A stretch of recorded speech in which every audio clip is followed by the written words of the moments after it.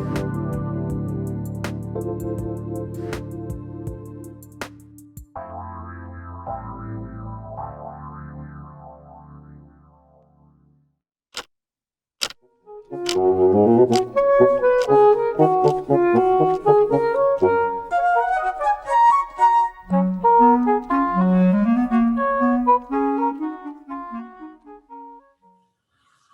everyone. I'm Mariangela Maguire, and you're listening to Nothing But Now on Transformation Talk Radio. Thank you so much for joining me today.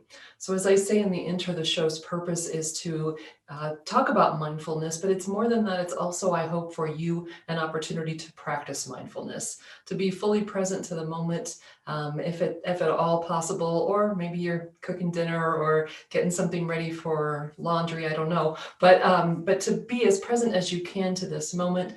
Give yourself time to relax into the moment, allow yourself to find places in your experience that resonate with our topic, and deepen your understanding of yourself as you become a student of your own mind. So I often talk at this point in the introduction about peace as a goal of mindfulness, that it's a good reason to practice mindfulness is to be at greater peace. And it turns out the Dalai Lama agrees with me. Who knew? No surprise, I suppose, really. Actually, I read this quote several months ago, and I think it really shaped what I've been saying at the introduction. But I want to read it from him. He wrote, "Peace in the world depends on peace within. If we have that, we can approach problems in a spirit of compassion, dialogue, and respect for the rights of others. Always a better solution than resorting to a use of weapons and force. External disarmament depends on inner disarmament." I love that.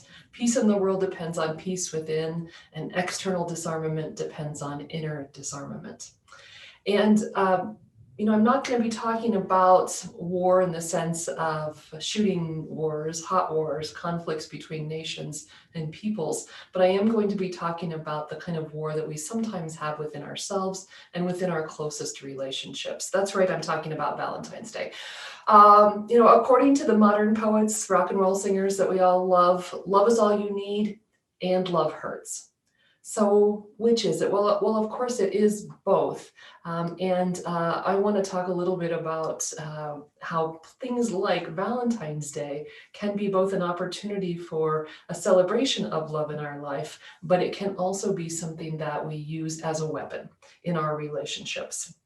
And have you ever noticed how the word armor is so close to the word amour? I just noticed that recently when I read the disarmament quote. Not sure it really matters, but it really did strike me as funny. So, love. I was recently talking with a friend of mine who is quite a bit younger than me, and we were talking about love. She's in a relationship. I think she would even be a little bit uncertain of using that word to describe it, but she's in a place in her connection with a person where she's ready to say, I love you. She's ready for this relationship to, as we say, move forward, go to the next level, all that sort of thing. And it's pretty clear to her that he's not ready to do the same thing.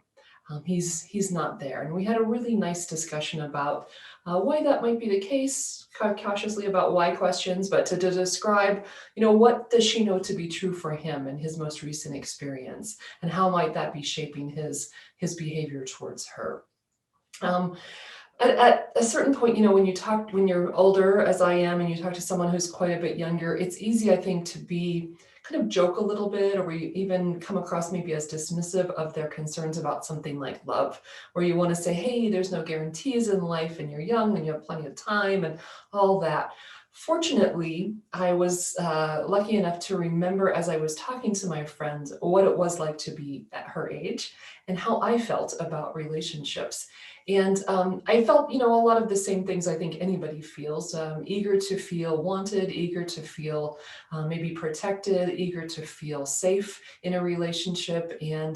But I also remember a really strong sensation around that. And I shared it with my friend and said, hey, I don't know if this is going to resonate with you, but, try it on. I remember feeling that I was so eager, kind of person aside, regardless of the person in front of me with whom I thought I was in love. I just wanted to get the questions settled. I just wanted to know who that person was going to be in my life, because then I felt like I could figure out the rest of my life, right? As if being in a relationship would put a framework around my life in a way that would help me make other kinds of decisions. I honestly, and I said this to my friend, it felt like an item on my to-do list, an errand I needed to run, something I needed to pick up at the store. And in some ways, it's not terribly surprising that I might have conceptualized it that way. And my friend said, yeah, that's not all there is to it, right? No, that's not all there is to it, but there is a whiff of that I just want to check this box. I went to college, check. I'm in a relationship, check. I'm, starting my career, check. And I think it's not surprising because we are surrounded by messages that tell us that we're incomplete until we are in a romantic relationship. We've allowed parts of entire industries to be devoted to the buying and selling of relationships. Where would jewelry and candy be without Valentine's Day? Where would the greeting card industry be without these things? Lingerie, travel, the wedding industrial complex, right? There's a lot of money involved and a lot of marketing money involved helping us say this is extremely important. But of course, that creates this challenge that I want to talk about today, and that's the challenge of authenticity. How do we understand to know ourselves, what we need, who we want to be in relationship to any other person, romantic relationship, parent, child, friends, coworkers, in a world that seeks to commercialize and commodify so many aspects of our lives, including our closest, most intimate and important relationships? How do we know what we want and what we need if our images of love are so highly packaged?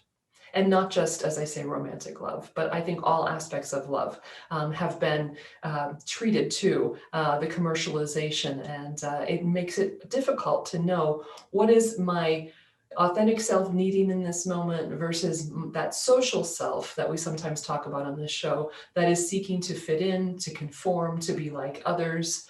This is a heavy topic, isn't it? Because all of us, regardless of the relationships in our lives, are, I think, at risk of struggling with this question of the social self versus the authentic self, the authentic needs versus what we would look like to sort of fit in, to be like others, to feel quote unquote normal.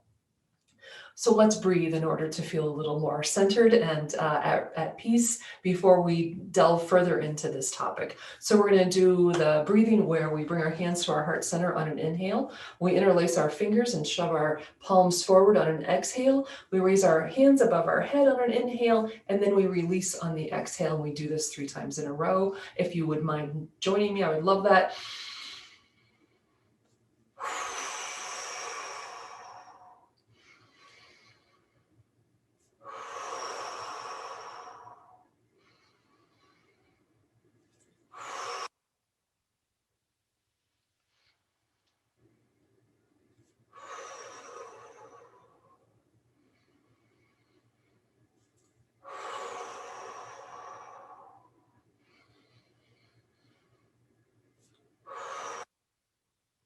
Oh, that felt so good. I was going to do it 3 or 4 more times.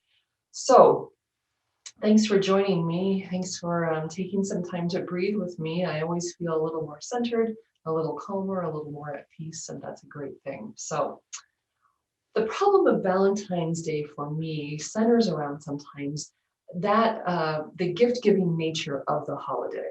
And I think it's one of the places that we can see where the commercialization of our relationships can make it extremely difficult to know what's authentic and real for us, for the other person, for the two of us together, what is occurring between us. When my partner and I met, I really thought I was totally smitten when I met her, I'll be honest, first meeting. But I didn't really think that we would, that anything would come of it, because one of my first impressions of her, the positive, she was beautiful. She was very smart. She had a great sense of humor, which I knew because she laughed at my jokes. And she was kind of tall and athletic, and she looked outdoorsy to me. And I was an indoor child, right? I am not outdoorsy. So as we got to know each other a little bit, it just seemed to me she was going to be a camper. And that's really what I am not, as a camper. A nice walk in the woods, sure, but camping, that's just too far. Turns out she wasn't a camper either. Has no interest in camping, just like me, a little squeamish about the whole thing. Would rather, if you're going to go traveling, sleep in a nice hotel. So that was exciting. I'm like, that's an important thing to have in common, because we both like to travel for one reason. As we got to know each other better and our relationship got closer, went through those kind of stages of initiating and experimenting and then intensifying, holidays started to occur. And the first one was the Christmas holidays, and no big deal. We weren't going to be together anyway. She was traveling to see family. Valentine's Day was kind of easy to overlook because, oh, it's so commercial. That was easy. But our birthdays then came up next. And it started to get a little tougher.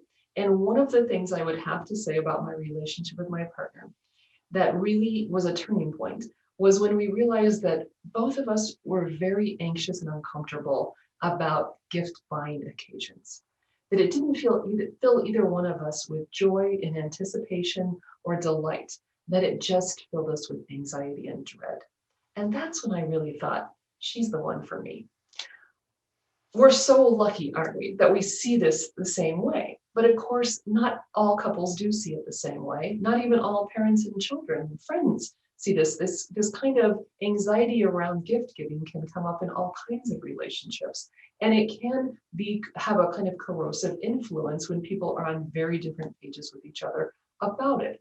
So when we come back, we're going to talk a little bit more about what these gift-giving occasions, not that there's anything wrong with presents, but what are some of the ways that it can pop up in our life and can make it difficult for us to have an authentic idea about what we really need in a relationship, what the other person in the relationship needs, and kind of how to proceed from there. So you are listening to Nothing But Now on Transformation Talk Radio, and we'll be right back.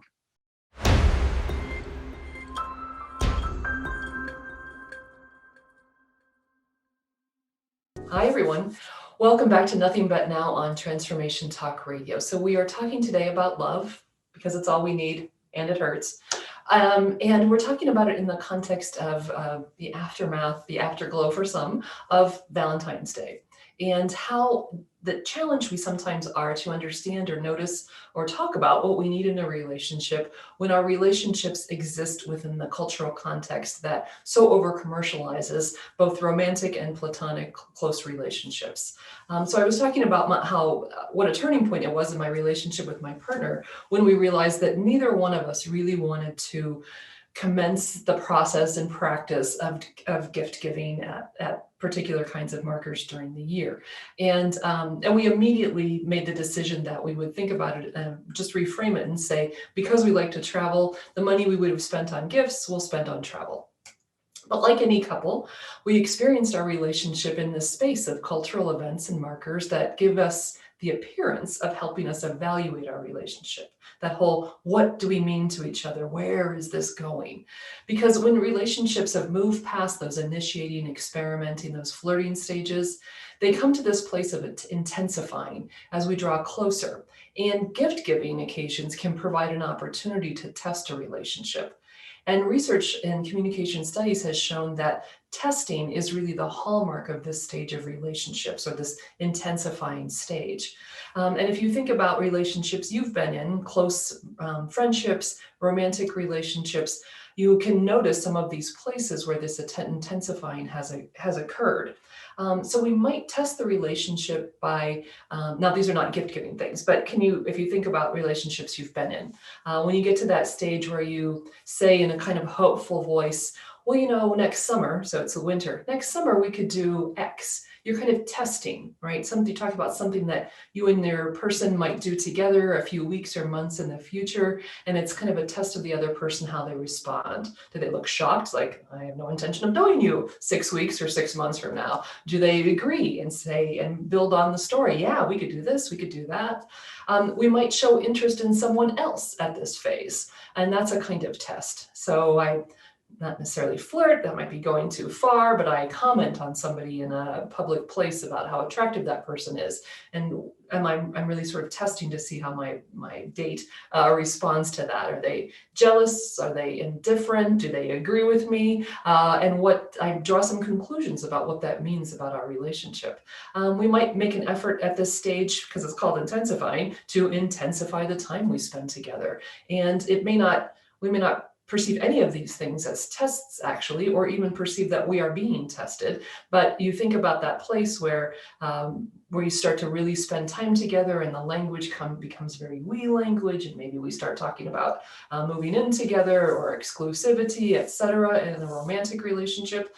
And it's a kind of test to see, can the other person withstand the intensifying phase? This is a place where relationships often come apart because, in fact, they can't. The relationship can't stand the intensity of that phase that you're going through. So I think gift giving is one of those places where, and this can be very problematic because something like Valentine's Day or a birthday might come up when you're still in a flirting stage, and there can be that uncertainty. Is this a gift giving occasion in this relationship? I'm not so sure. It's easy to feel like you've underdone it or overdone it. But regardless, these gift giving opportunities can function as secret tests. And given the pervasiveness, I think, of gift-giving occasions in our culture, the testing may last well beyond the early stages of a romantic relationship. And I think, of course, that they also happen in other close relationships. I think for some people, testing a relationship through gift-giving or other means is a deeply ingrained habit. This might be something they do throughout the course of their life, that secret tests are always part of how they're evaluating their relationship. And what do these secret tests do? And I want to say, first of all, some of it's just normal. It's just what we do to kind of check out the parameters of where are we together? What do we mean to each other? Where is this going? But I think the secret tests can also be corrosive if they go too far, or if we never get past that stage. People don't like to feel tested. Even people who are good at taking tests don't necessarily enjoy the activity. And that's true, I think, in relationships, certainly. But what are we testing for when we do it around gift giving? I think, of course, we're testing the basic premise. Do you really love me? And I'll know the answer to that question if you get me the right present. Now, and that's especially true if you get me the right present that I hinted at, right? Because then I know you were listening. And even better, if you get me the right present that I didn't even tell you I wanted, but you intuit it, you figure it out, you know me so well, right? Or, and this is really the transformation, right? You get me the present I didn't even know I wanted. I mean, that is just a match made in heaven, isn't it? But that's a lot of pressure on the relationships. And if, any of those three things happen, it's the gift I told you I wanted, it's the gift you noticed, it's the gift you figured out all on your own, it's the gift I didn't even know I wanted myself, that's delightful. I'm happy for you, and I hope that that's how every gift-giving occasion works in your life, but I kind of doubt it. Because I think it often goes wrong. Because the premise of that kind of secret test of gift-giving relies on something like real love means that we can read each other's minds, right? And I can read yours and you can read mine, and that means we're going to choose the perfect gifts for each other. And if we don't, right? So it's one thing if we say, yeah, when we choose the perfect gifts, that maybe is a sign, okay. But I think the downside is even more problematic of if you get me something I didn't even think I wanted, or don't want, or don't like, or it doesn't suit me. And now I start making a lot of inferences and assumptions about what that means about you and about you and me, and about me and how you see me, right? And now I'm really in my thoughts, right? I'm really wound up, and I'm making a lot of assumptions, and my feelings are really based on those assumptions. And it's a little hard to discern at that point. Is this really about our relationship, or is it about the baggage I'm bringing into the relationship? So let's talk about that. In the context of mindfulness, I think it's worth noting that getting caught up in this kind of gift industrial complex can really undermine our ability to stay in the present. Right? And the first way that I think we can notice this is when we find ourselves trapped in the morass known as expectations, right? So we have a culture that bombards us, really, if you are awake and ever use the internet or the television or read a newspaper or a magazine, absolutely bombards us with messages about the importance of gift giving and of doing it right and what it means and how it transforms relationships, particularly romantic relationships. And so if I'm always living in that sense of expectation of what are you going to do for me? And what is it going to mean about how you see me and how you feel about me? What will I get and what will it mean over and over and over again, multiple times throughout the year? What will I get and what will it mean? I read kind of a sad kind of letter to help columnists in the paper the other day, where a woman wrote in to say that her 19-year-old son, who was away at college and who couldn't come home for the holidays because of the virus, etc., hadn't called her on her birthday, which is in December. And she was really heartbroken. And, again, it's one of those things, especially I think if you read it in that kind of context where you can say, oh, lady, you're overreacting. But I don't want to say that. And it's an interesting topic, right, about whether or not he should have remembered and what it meant that he didn't, and what it meant that her feelings about herself and about her relationship to her son were riding on that phone call. And on the one hand, she wanted to know that she had raised a young man who would care about these things. And, there is that kind of cultural habit. I saw this in my family a lot, that who remembers to give mom gifts, the son or the daughter-in-law? In my own family, the handwriting on the cards was always from my sisters-in-law. I just want to say that that's true. And it's not true for everybody, and et cetera, et cetera. And after my one brother got divorced, his handwriting on the cards, right? But that sense of pressure, some people said, oh, he's a boy, you shouldn't expect that of him. Other people said, he's 19, you shouldn't expect that of him. And other people said, there's more to your relationship than whether he called you on your birthday. But that being trapped in that expectation of what will I get and what will it mean can be very undermining of allowing us to stay in the present and allowing us to find that authentic place.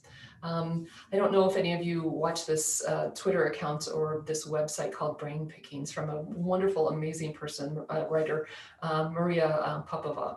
And she loves to quote beautiful stuff. So this is from Seneca, who was a Roman philosopher. And he wrote or said, probably, the greatest obstacle to living, not just parts of living, but the greatest obstacle to living is expectancy, which hangs upon tomorrow and loses today. The whole future lies in uncertainty. Live immediately. Don't live in expectation of what you will get and what it will mean. Live in the present. Live immediately, because that obstacle is a hard one, and it's a very blunt instrument by which to judge relationships, both that sense of living in the expectation of what you will get and what it will mean, but also the getting and the presence and the stuff. What will it mean?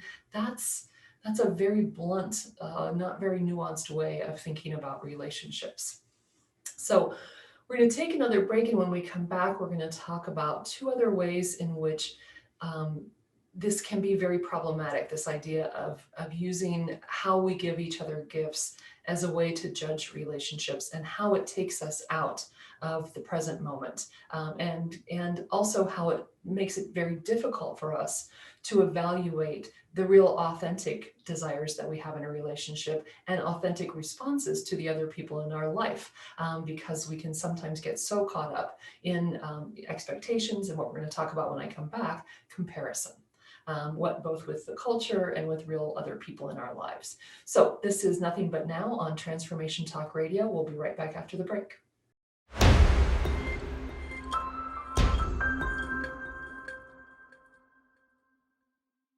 Hi, everyone. Welcome back to Nothing But Now on Transformation Talk Radio. I'm Mariangela Maguire, and I'm here to ruin Valentine's Day for you, put simply. No, not really. I'm not against romance. I always joke that my partner and I are two of the least romantic people on the planet, but we're really not, and I'm certainly not against it. And I think, in some relationships, this gift-giving opportunities are really handled incredibly well. But I think one of the things I would say, and I'll come back to this in a few minutes, is that doesn't happen by the magic of love. That it really doesn't. That let's leave that in the romance novels and the romantic films and poetry, right? The idea that there's no work involved in reaching that kind of uh, synchronicity with another person is I think kind of harmful. So we've been talking about these gift giving opportunities as a place where there are often secret tests in a relationship. It shows me, if you can get me the right gift, the one I didn't even know I wanted, then that's really all that I need to know about you. And that somehow says magically that we are the perfect match. It puts us sometimes in a space of expectation, of living in a space of expectation, which is not really the present, but always wondering, what am I going to get and what is it going to mean? It also puts us in a place that is, I would say, inconsistent with mindfulness, which is a place of comparison. Whether we're comparing ourselves to the idealized images we see in our culture or to what's happening around us in the lives of our friends, that the gift giving can be a place where we over respond and over compare ourselves to others. To friends, right? He got him that cool thing, and my partner didn't get me that kind of cool thing. So therefore, right, my relationship isn't as good as their relationship. And we don't know the inside story of other relationships, but that doesn't stop us from making comparisons, and of course comparisons to the cultural images and cultural conventions about what's appropriate, what kinds of things ought we want and expect. I noticed this, I'll admit, in my own relationship. Early on, my partner and I are not married, and we may or may not ever do that, but I don't know, a couple of years into our relationship, I just got this idea that I wanted some kind of symbolic jewelry. Yes, that's right, a ring. I wanted something that really kind of was a symbol of our relationship. And my partner wasn't particularly interested in that. I think in part because it was asking her to read my mind a little bit. I was telling her that I wanted the ring, but I wanted it to be something that she chose. And it truly was a kind of secret test about getting sort of the right thing to show me something about how she felt about me. And here's the thing about that finally I have noticed, and that is interesting to me in terms of mindfulness. I don't wear jewelry, right? I never wear rings. I bought myself 2 rings in my life. And once we did buy rings at an art fair, and she still wears hers and I never wear mine because you know what? I don't like to wear rings. Because if I wear rings, I'm constantly fussing with them. And I don't like to wear bracelets because that's an energy space. And it bothers me to have things around my, around my wrists. And the only earrings, and I do wear earrings, and that's the only jewelry we've ever bought for each other. And we buy it when we're together traveling, which is a pretty joyful experience, I got to be honest with you. Necklaces, we went through a phase of several years where we bought beads and made all kinds of beautiful necklaces that we wore. So the reality of what it is how I really live was completely at odds with this idea I had that that an expensive gemstone kind of ring would make some kind of difference and I wanted that. And that's that question of where is my authentic self in that versus where is my cultural idea of what I should want and what she should want to do for me in order to express this other thing to whom I don't know, obviously to the outside world, right, and draw some conclusions from it. So, and because other people had that. And that's what the culture tells me is normal. So that's it's very powerful in our culture. And I think it drives the economy in lots of ways. And to me, it is something about which I want to be suspicious when I am in that comparison place, either saying, this is what you need to do for me because this is what my friends have from their partners, or this is what the culture says is normal. And then I want to look at my own reality. Why would I want a ring when I won't even wear rings? Jack Kornfield, I've always loved to quote Jack Kornfield. He says, with mindfulness, we can become aware of what is actually true without judging, fixing, resisting, or grasping. We can become aware of what is actually true without judging myself or the other, without fixing, that you need to, I need to, resisting, right? Fighting reality, wanting things to be different than they are, or grasping, right? Hanging on, making it be what I need it to be. And this is one of the things that this idea of noticing what is true, what is actually true, and becoming aware of that is something that I talked about with my young friend when she was talking about the person in her life that she perceives herself to be in love with. And I don't say that to question her feelings, but I know from our conversation that her feelings are complicated and they're a little bit engaged with and tangled up with cultural expectations, the friend whispering in her ear, that kind of, has he said it yet? Has he said it yet? You know, he should say this by now. He should tell you he loves you. All of that kind of whispering that both comes from actual people in her life and from the culture at large. And I asked her to pay attention to what was true in his behavior and in her feelings and in her mind. What was really true? How did he interact with her? How did he treat her? How did she feel when she was with him? You know, when we are trapped in that kind of comparison place and we say, oh, this person got this amazing gift from their parents, a car for their 16th birthday. This person got a beautiful engagement ring from their fiance. This person got an incredible, beautiful piece of clothing from their best friend. What great relationships those must be. But we all know that's not true.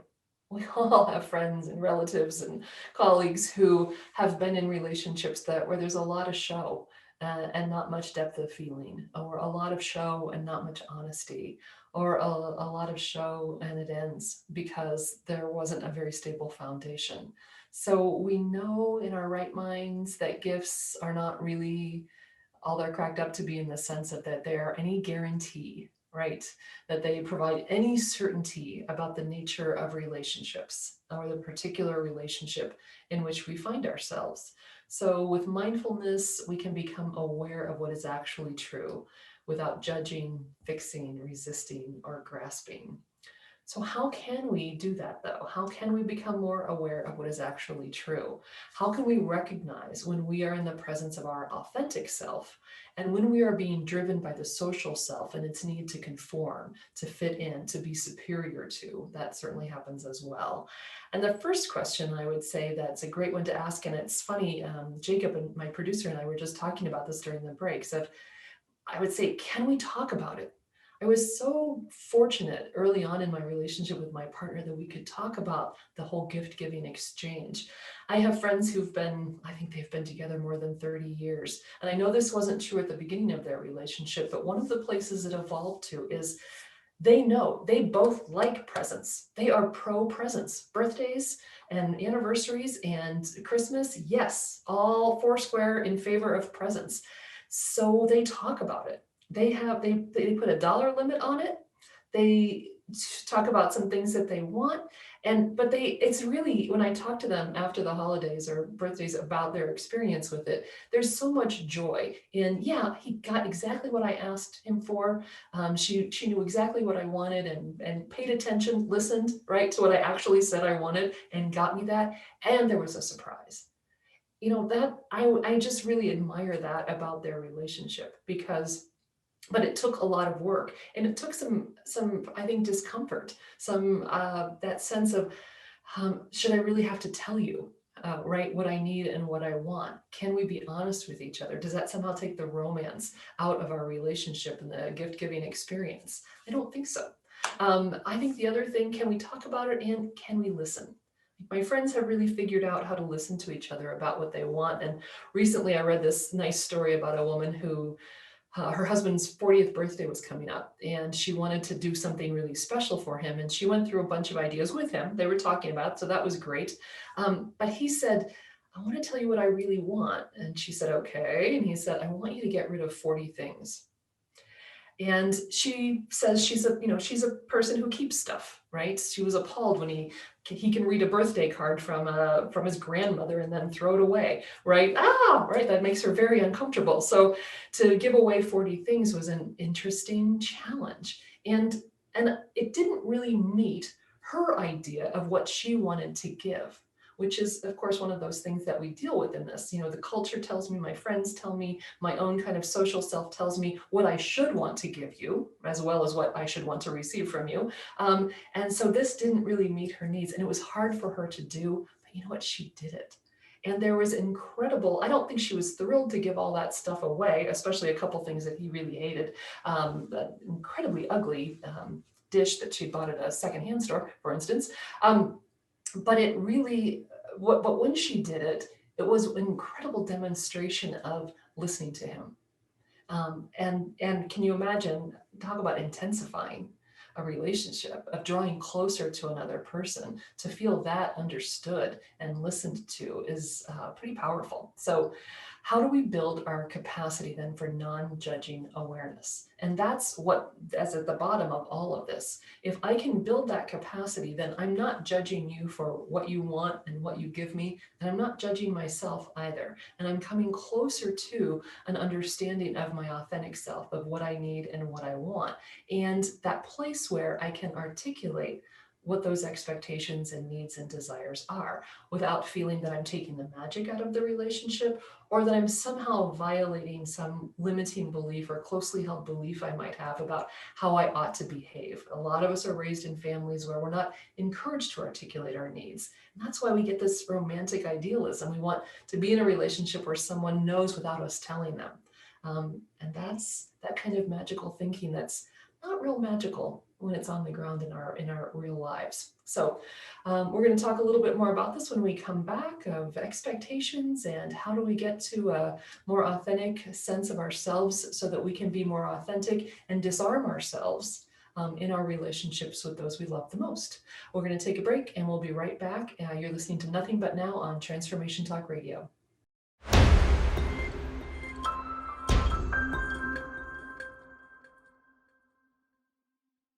Hi, everyone. Welcome back to Nothing But Now on Transformation Talk Radio. We started today talking a little bit about Valentine's Day and how gift-giving opportunities can be an opportunity in a relationship to draw closer, but also to test our partner and to test the relationship, and sometimes in ways that are not particularly healthy.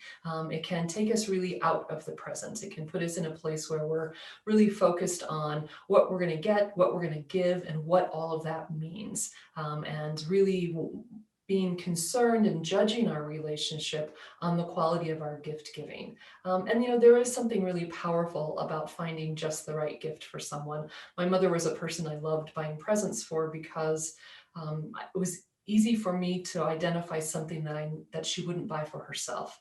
And I also think, though, that she was a pretty good actress, and probably sometimes she seemed a little more delighted to my face than maybe she was, because for her, that gift giving was just such an expression of, it showed her that I was thinking about her. So I'm not against gifts, but I am against the kind of pressure that we put on ourselves and the other person and the relationship as a whole when everything comes down to that. And part of my concern with it is that it takes us out of mindfulness. It puts us in a land of expectation and comparison, but also that it is so saturated with cultural messages about what's appropriate, what's right, what we ought to want, what we ought to give, that it can be, I think, very undermining, and it takes us out of our authentic self.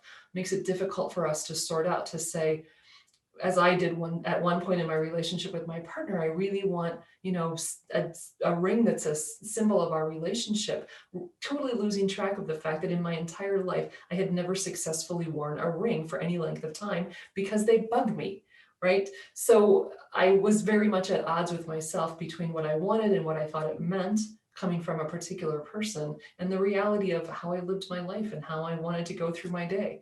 So that's the challenge. And then I have a small confession to make on this topic, which is I did the other day, a couple days after Valentine's Day, get my partner a gift.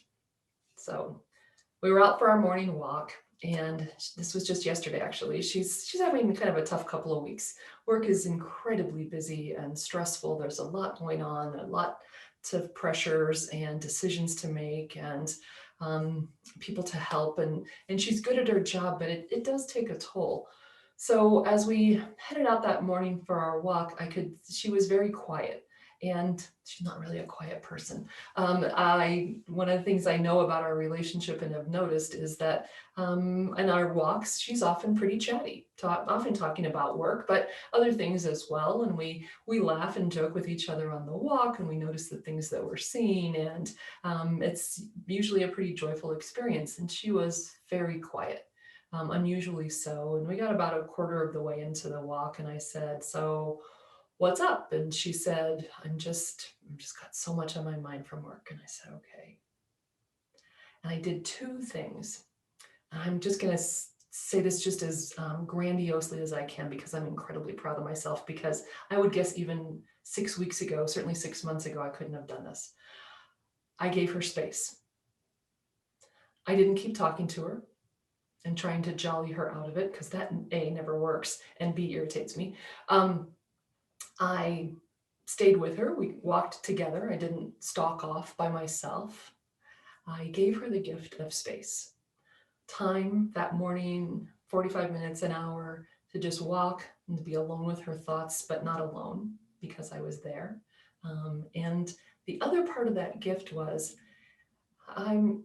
it wasn't the first time that I've ever been able to just be quiet with her, but it's one of the first times, I would say, that I could hear her say, "I'm struggling with my own thoughts and feelings, and I'm just working them out in my head as we're on this walk," without my thoughts going to that place of, "This is so unpleasant, right? Why won't she talk to me? What's wrong? Is this really about work, or is it really about me?" That's where my mind typically goes, right? Or that noticing how much my buoyancy, my good feelings require her to be a certain way, right? That I need her to be pleasant and upbeat and joking around in the morning walk, because that's what gets me going, right? I was able to both give her space, gift number one, and give my mind a rest from that kind of internal dictator, that constant self-criticism, that constant worrying about the state of a relationship, to say, "This is wrong, this is different than it usually is, there must be something wrong, it must be bigger than that," right? That whoop, whoop, whoop, whoop, whoop place that a mind can go in a difficult moment.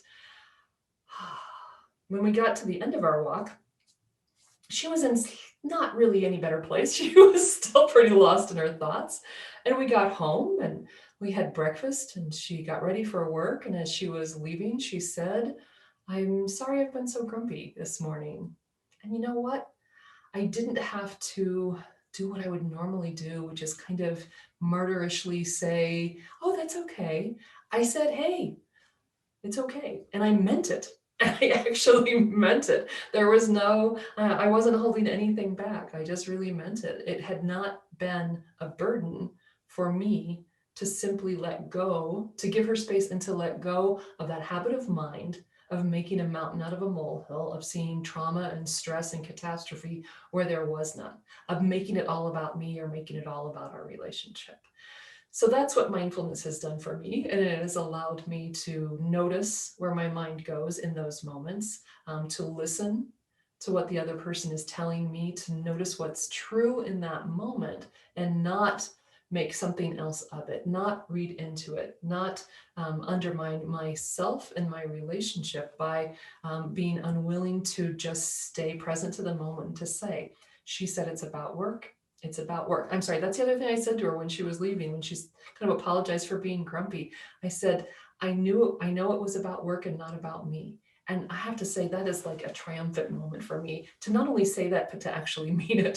So that was thrilling. So I think gift giving is important, but it is not, not appropriate, not in our best interest, not in our relationship's best interests, when it's part of the armament process of getting ourselves geared for battle in our relationships, but to disarm ourselves, to be vulnerable, to be clear with our partner about what we need, if we need them to do something in particular for us. That, I think, can make a big difference. And it does, nobody's going to make a romantic comedy about that relationship, right? My friends who have figured out how to put limits on how much they spend on gifts and really talk to each other about what they want, that's not going to be the subject of a romantic comedy, although it could be, because they are hilarious and delightful people, but probably won't be, right? But that's okay. That's not where real relationships live. So These are the kind of things I always talk to clients about. Love to talk to clients about these issues in our relationships and how we can, in pursuing mindfulness, be more at ease in our relationships. So if you'd like to learn more about my work as a life coach and a communication coach, you can contact me at maguirelifecoach.com, or you can contact me through my email account, just mariangelamaguire@gmail.com. That first conversation is complimentary, and we'll talk about what you'd like to achieve through coaching. I'll describe the inquiry method that I use with clients, and we'll have a short session so that you can determine if working with me will serve your needs. My work is entirely client driven. You determine how often we talk, with what duration, for over what period of time. I'm here to try to help you become a student of your own mind so that you are more at ease in your daily life. You can come to maguirelifecoach.com or email me at mariangelamaguire.com. And I hope that you'll join me again next week on Nothing But Now, as we pursue this mindfulness journey, as we try to be more at ease with ourselves and with our relationships, getting rid of fearful and negative thinking. And until then, I hope you'll continue to be curious about your mind. Where does your mind go? How do you feel in your body? And above all, be kind and compassionate to yourself, so that you can be kind and compassionate to those around you. And thanks for listening to Nothing But Now on Transformation Talk Radio.